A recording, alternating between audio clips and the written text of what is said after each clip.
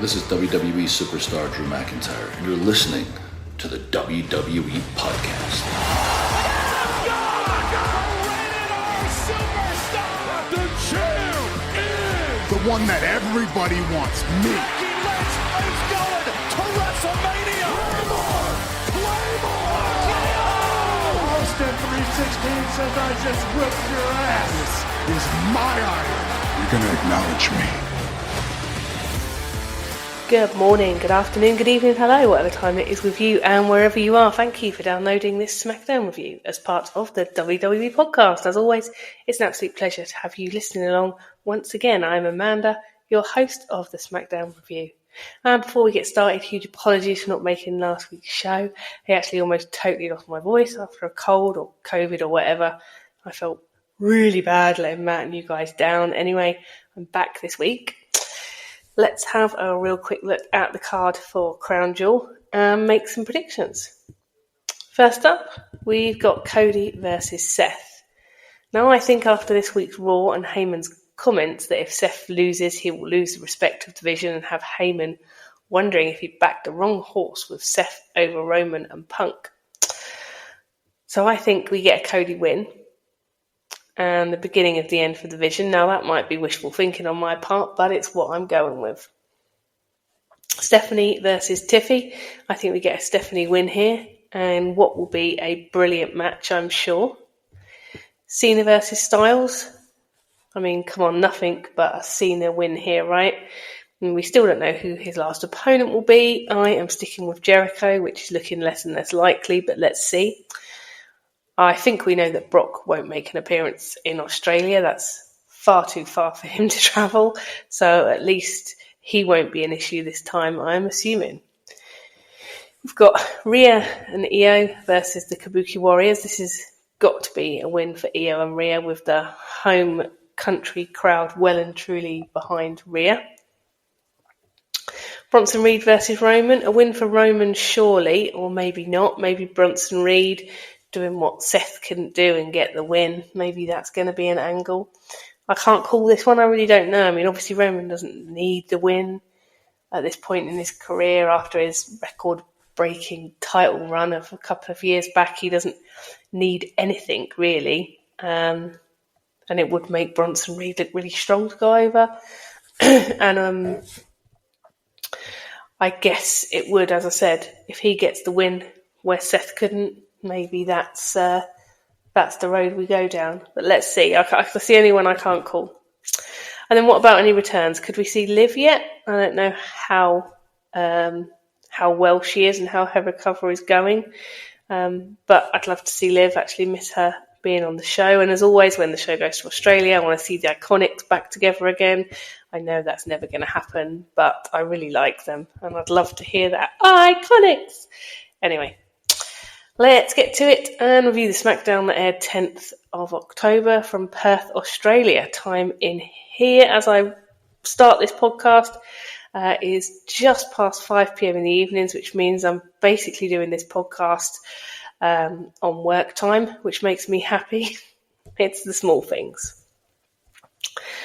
And we start tonight's show with a bougie vignette on the royal transfer, showing the blingy belts being brought over to Oz. You might ask yourself, how much does it cost to have WWE decide they're going to abandon their ethics and, any kind of moral high ground and hold a Royal Rumble and a Mania in your backyard if you're Saudi Arabia. And the cost that, well, a couple of billion probably, and 2 ridiculously blingy belts sent over to Australia. Cole kicks us off, welcoming us to Perth for a sold-out SmackDown. And first out, we have Cody, to a massive pop. Of course, everyone wants to see Cody when the WWE go on tour. And a reminder of Cody and Randy versus the Bronze match last week, and Com selling the crisis in the vision quite hard.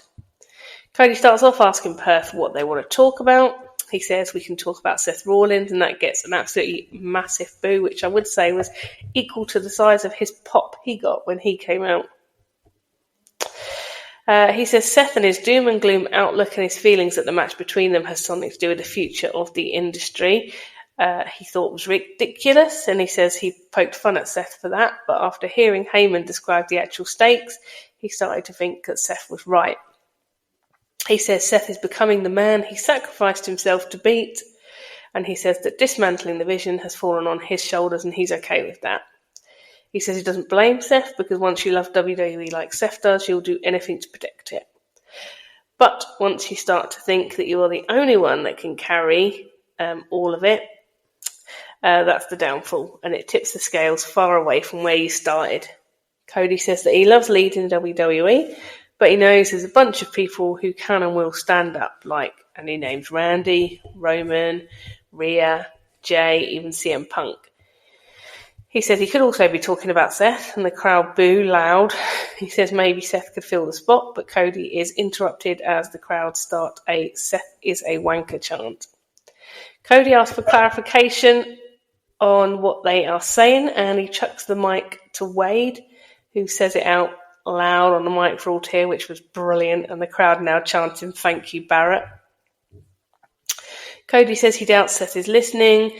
He doubts he ever listens, but he will. He does ask him, "Who am I to you?" He says he is up 3-0 to him, and any night in any era, he's the guy that Seth can't beat. I thought this was a good opening segment, actually, and the Aussie crowd absolutely loving life and bringing loads to it. Really like the bit where Cody was freewheeling and interacting with the crowd, and I like how they have Seth totally taking the angle of very serious, is the future of WWE, and Cody being more like shoulder shrug, you just can't beat me.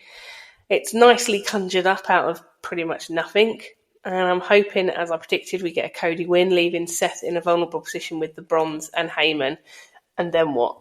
That's quite interesting. Next up, we've got some arrivals, and we've got Priest arriving for his match with Aleister Black later, which is the last man standing match. And the Profits with B-Fab have another title match against the Wyatt Six later. That's match 92 in the series, or at least it feels like it is. We then go backstage where we've got Stephanie Vaquer, who's approached by Chelsea, who wants to congratulate her on her title success. She, of course, makes it all about her, says she knows how it feels being champ, and makes her an offer to join the Secret Service, and starts bad-mouthing Tiffy, who she calls tacky time in a nice line tonight. Tiffy approaches and off-skulls Chelsea. Stephanie tells Tiffy she has her back and knows Tiffy has hers, but tomorrow may the best woman win. So loving this Stephanie Vaquer being, on different brands, getting her face out there, enjoying that. A bit worried about Chelsea. She doesn't seem to have any direction at the moment. I know, obviously, well, I'll say obviously, like as if I know anything. They don't seem to know how much longer that Piper Niven is going to be out of action for, and if in fact she'll ever be fit enough to come back. So I think they are maybe sort of treading water a bit with that whole storyline, but I do wish that Chelsea could get a decent storyline to get her teeth into. We then go to our first in-ring action of the night, and it's Sammy in his open challenge for the US title. Again, I don't know who this will be, maybe an Aussie. Could it be Grayson Waller?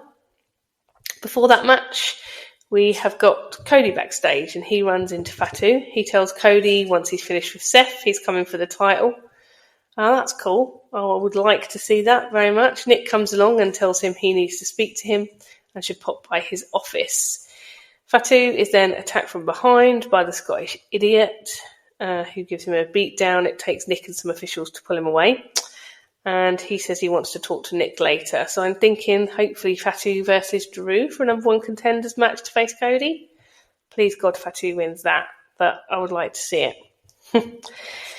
Back to the ring, and we wait to see who Sammy faces. He's currently 5 for 5 in terms of defences, and he is, to be fair to him, a true fighting champion, defending every single week. And out comes the person, and it's Shinsuke. Well, it's been that long since we saw him. It took me a minute to figure out his entrance music. So this should be interesting. He seems to have changed back to a less evil, weirdo version of himself. There's no mask or spooky wooky face paint, which I'm pleased about. Seriously though, how many returns is this for Shinsuke? I mean, he's been in and out like a what's it? And every time he comes back, I get excited and think, yes, this is awesome. And then within a couple of weeks, I'm like, God, you're boring. So let's hope. Anyway, this one kicks off with both guys tying up in the middle of the ring, and it's predictably awesome as the crowd chant welcome back. Cole mentions it has been months since we last saw Shinsuke. Sammy just about clotheslines Shinsuke's head off, but then he takes too long getting up to the top rope, allowing Shinsuke back into the match, and we get a series of great near pins as each guy hitting some epic looking moves. Shinsuke gets a super close cover as he hits the Kinshasa, and Sammy just reaches the rope with his legs. He looks like he's just about to finish off Sammy and take the titles. He hits a scissor kick off the ropes, but he's pulled from the ring by our favourite WWE character, generic guy in hoodie, causing a DQ finish and Sammy to retain. But who is the guy in the hoodie? It's Tamatonga. He's back, and all the MFTs appear in Gene Simmons style face paint and go all in on Sammy and Shinsuke. What did I miss? What are the MFTs pissed with these two for? Or is it just because they can? The crowd are raging that a brilliant match has been ruined by these goons, and you can count me in on that as well. And now Solo comes to ringside and does not receive a warm welcome from the Aussie crowd. Segment ends with the MFT / Kiss tribute band kneeling over Shinsuke and Sammy in the ring, while Solo stands in the middle in a suit, looking like the awkward cousin at the family wedding. Honestly though, where are we headed with this? So the MFTs just show up and beat people down because they can? Okay, I guess we'll see, but I'm not instantly loving it. We are just going round and round again. Bloodline version 19, yawn. Come on, Triple H, you can do better than just rehashing the whole Bloodline thing again, please. Backstage now with Nick, telling a ref he needs to see Solo immediately. Drew approaches and Nick tells him next week it's Drew and Fatu one-on-one.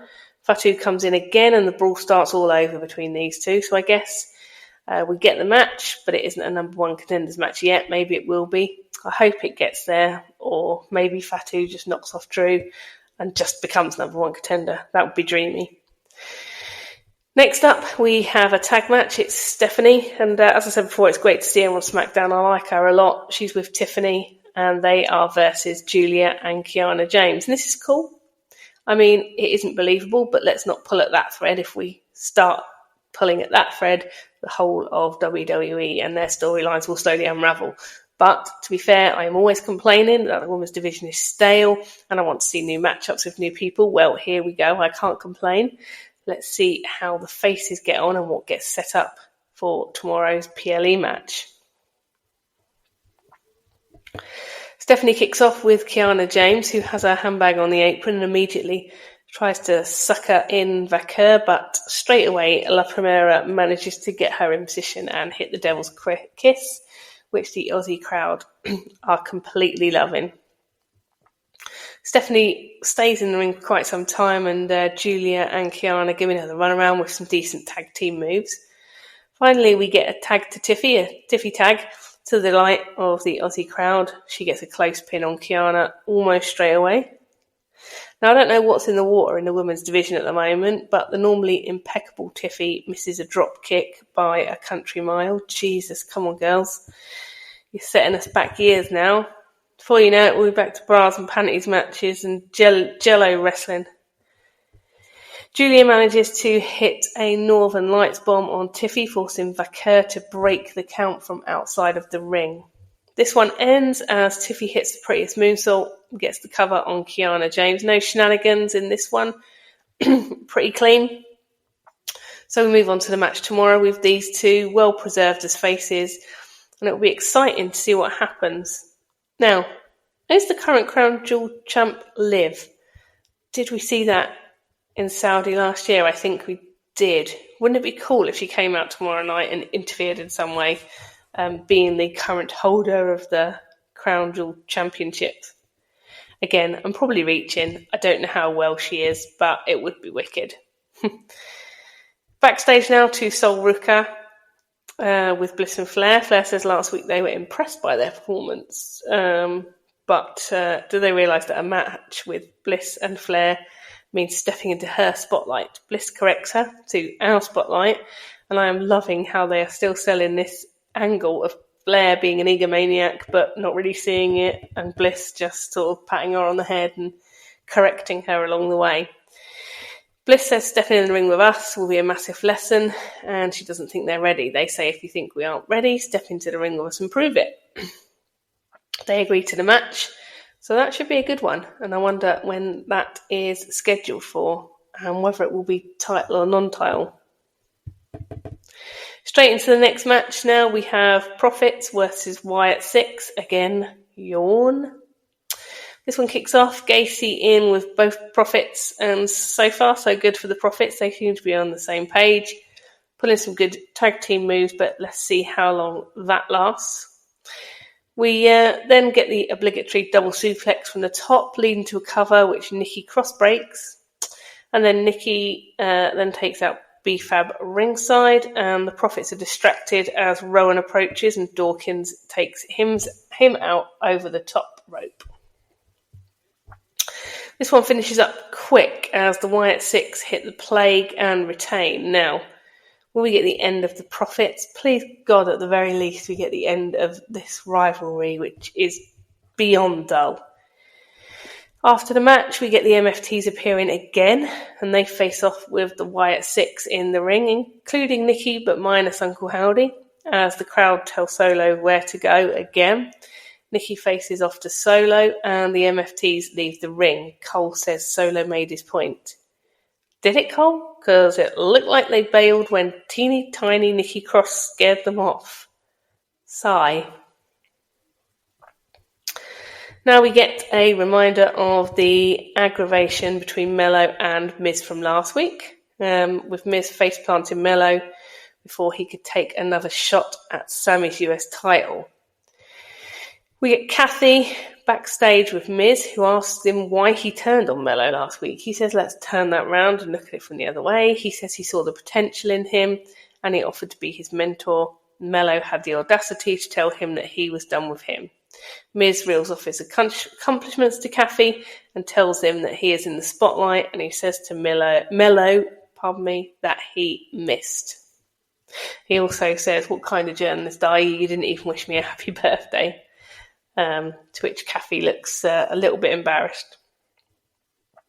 So I guess we're heading down the road for a Mello Miz feud, which I think is okay. I would rather see that than them as a team, I think.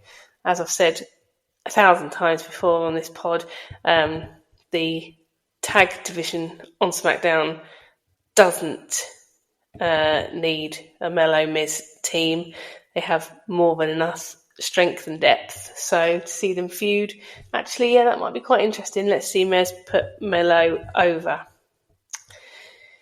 And now we go to a pre-recorded Aleister Black vignette. He tells Priest it's time for him to take off his mask and show him what hell looks like. He says he will show the world how misguided and hollow he is. He says he will be the prophet of violence. Priest then says that he is the consequences, and we get shown what happened last week in the build-up to tonight's Last Man Standing match. Before that match, though, we get some footage from earlier in the day of the kickoff show, and we've got the Vision on stage with Seth, and Heyman does his big introduction for Seth, and Seth just turns around and walks off, which is weird. Cole says that that's because of Cody being in Seth's head, and if he loses tomorrow, he knows he will lose it all. Now, this set up a little red flag in my head. I think now they're pushing this angle so hard, and I'm wondering now if we will get a Seth win, or maybe some shenanigans to cause a hokey finish. Personally, can't see a Cody loss, but usually, and in the past, when WWE are pushing an angle this hard, it doesn't go the way they are pushing us in. So maybe there's something more, but I don't know what. And I don't want to say a Cody loss because I don't think it will be a Cody loss. I think we're going down shenanigans. Now tonight's main event, Last Man Standing, Black versus Priest. Looking at the time strap on Netflix, we've got just over 20 minutes left, so this won't be the longest Last Man Standing match ever. Before we go into the match, what do you guys think of the booking of Black since he's been back in WWE? Me personally, I was excited to see him back in the company. I liked him first time around, but he was booked horribly, and I hoped that Trips would do better with him, and I think he has. He hasn't had earth-shattering stories, more like slow burners, like this one, for example.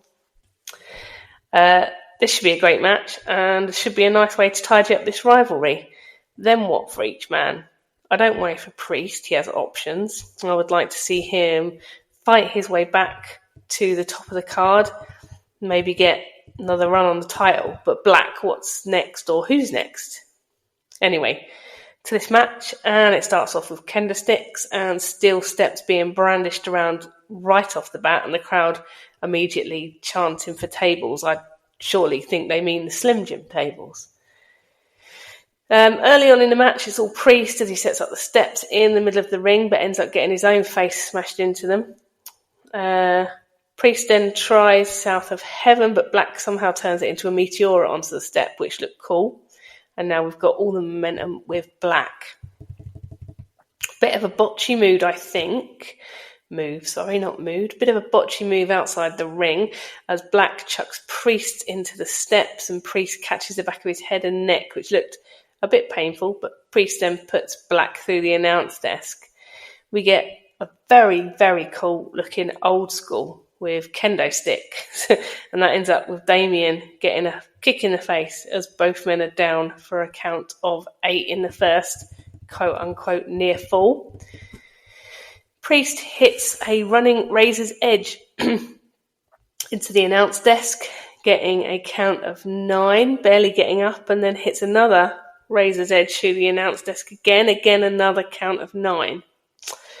They make their way through the crowd, back and forth. They make their way to a set-up raised desk sort of mini stage area, which randomly had some like construction hats and stuff on it in the middle of the crowd. Anyway, they make their way from there to there rather, and randomly Zelina Vega appears from literally nowhere and gets in between them.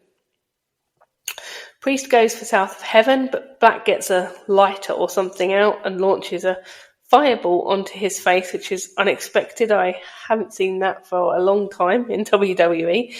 After the fireball, he delivers Black Mass, and Priest stays down for the 10 count, and Black takes the win. So, for literally all the tea in China, it looked as though Priest had that in the bag. If you'd let me guess all day, I wouldn't have called a Zelina Vega interference. They are real life married, right? Pretty sure they are. And is this a return to heel manager Zelina? Was she manager for Andrade for a long time? I'm pretty sure that she was. If so, I am very here for that. Maybe that changes things, as that's not a quote-unquote clean win, is it? So do you think we get one more time, maybe a steel cage? For sure, I guess this is Priest written off TV for a while, returning maybe next PLE, scarred, burned, pissed off to hell to rip Black apart. I think Zelina as a manager for Black is a good call. She's great on the mic, so should be exactly what Black needs to give him a bit of a bump up the card. I actually really enjoyed this show. I thought it was good. And the early time is just perfect. I'm going to start petitioning WWE to have these times of SmackDown for me. It definitely suits me. Looking forward to Crown Jewel. And is anyone else surprised that it doesn't look like we've got any Punk or AJ involvement? Perhaps Punk features in the Seth Cody match. It would serve Seth right if Punk did him dirty after Seth cashed in on him after his fraudulent injury at SummerSlam. I'm still not over that. I'm still hoping at some point that we get an AJ Becky match for the title, and I would love to see a Liv return. But I think all being all, I think we are set for a decent Crown Jewel in Perth tomorrow lunchtime. So looking forward to that. Before we sign off today, a couple more things. First of all, Santos Escobar looks like he's been released by WWE. Heard somewhere, can't remember where, so I can't remember to credit them this week. And Andrade obviously has left WWE and gone back to AEW for the 100th time. I'm sure he'll be back in WWE in the next few years. He seems to just go back and forth like a bouncy ball. So maybe this year we're not going to get the huge releases all at once, and that seemed to be much more of a drip feed. But that was two quite big ones that have happened in the last couple of weeks. And then over on Raw this week, just wondering what you guys think of the Bayley storyline. And how it does seem to be going down the road that we thought it would go down, with her having a bit of a split personality. Lyra spending most of her life completely confused as to what the hell is going on with her. Is she going to hug her or smash her in the face? I think that's cool. I wonder how long Lyra Valkyria will hang around for her nonsense before she comes to the end of her tether. And then what next? What next for Bayley? What other stories are they going to tell over there on Raw? But here to talk about SmackDown. So all in all this week, great show, much improved as to where we were a few weeks ago, and a really, really great run-in for Crown Jewel. Now up next in terms of PLE, I think, is it Survivor Series? And obviously we've got Cena's last appearance on a Saturday night's main event, which I hear is going to be a bit of a tribute show to Cena. Finally, Nia Jax. Haven't seen anything of her since the Almighty Botch, which I believe they've now edited off of the Netflix version of SmackDown that we watched a couple of weeks ago. Obviously, we've seen Tiffy. Haven't seen Jade, but I imagine that she's under concussion protocols after getting her head bashed into the steps.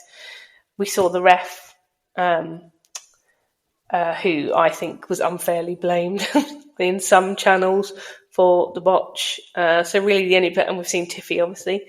I think the only person we haven't really seen is Nia, so hoping that she has been taken off TV for some time until she finally sorts herself out, because there's been an awful lot of commentary around what happened. A lot of people I'd heard saying it was the ref's fault, but to be honest, I think the performers have got to take the responsibility, and in this case it's Nia. She didn't kick out. She should know the finish. She should know where they are in the match.